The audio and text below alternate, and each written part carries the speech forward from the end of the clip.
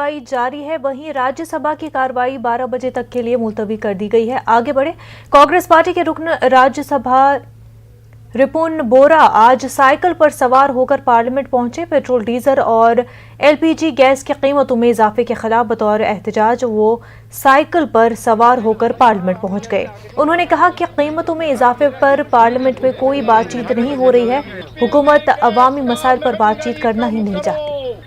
Petrol, diesel, LPG gas का महंगाई करते हुए ये पेट्रोल, डीजल, एलपीजी गैस का महंगाई कम करो। पेट्रोल, डीजल, एलपीजी गैस का महंगाई मेरा मांग है।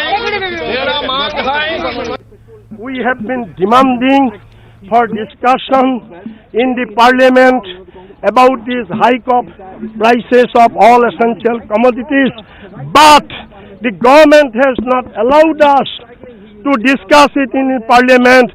Where we will discuss? We being MP, if we are not allowed to discuss in the parliament, where we will discuss these burning issues? And therefore, I have decided to take this protest today to bring to notice to the government and to the people of this country. I want to